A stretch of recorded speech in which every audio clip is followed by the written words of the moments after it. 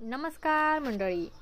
Star प्रवाहावरील लग्नानंतर होईलच प्रेम या मालिकेच्या पुढील येणाऱ्या भागामध्ये आपण बघणार आहोत की पार्थ हा काव्याला बोलतो, काव्या, लग्न झाल्यापासून तुम्हाला माझ्याकडून डिवोर्स हवा होता ना, मग आज मला खूप आनंद होत आहे, कारण तुमची एकतरी इच्छा मी पूर्ण करत आहे.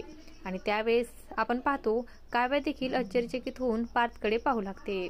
तर त्या दोघांचे बोलणे दरवाजाच्या बाहेर उभी राहून रम्या ऐकते आणि रम्या मात्र अतिशय आनंदित होते. ती बोलते, या दोघांचा डिवोर्स होणार आहे, ही तर खूप आनंदाची बातमी आहे, मला आईला सांगावीच लागेल. तर इकडे आपण पाहतो काव्या ही पार्थला बोलते, आपण डिवोर्स घेत आहोत हे आपल्या दोघांना माहिती आहे, परंतु आई आणि बाबांचे काय होईल, त्यांना आपण कसे सांगणार. तेव्हा पार्थ बोलतो, बरोबर बोलत आहात, आज आपण जाऊन त्यांना आपण दोघे डिवोर्स घेणार आहोत हे सांगूया. आणि तेव्हा काव्या मात्र अतिशय अस्वस्थ होते. तर इकडे आपण पाहतो जीवा देखील नंदिनीला बोलतो, आपण डिवोर्स घेत आहोत हे जर आपल्या आईबाबांना समजले तर काय होईल.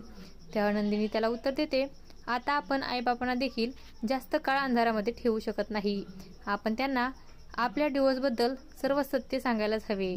त्यानंतर आपण पाहतो वसुंधरा ही रम्याला बोलते, या वसुंधरानेच दीपकला बोलून नंदिनीला लग्नातून गायब केले होते आणि तिच्यावर जीवघेणा हल्ला देखील मिस करायला सांगितला होता. आता तेव्हा ते बोलणं एक लहान मुलगी ऐकते आणि ती अतिशय घाबरते. आता पुढे येणाऱ्या भागामध्ये नंदिनी आणि पार्थ आपल्या डिवोर्सबद्दल आईबाबांना सर्व सांगणार का, हे पाहणं अतिशय रंजक ठरणार आहे. अशाच मालिकांच्या नवनवीन अपडेट्स पाहण्यासाठी आपल्या चॅनलला सबस्क्राईब करा आणि व्हिडिओ आवडला असेल तर लाईक आणि शेअर करायला विसरू नका. धन्यवाद.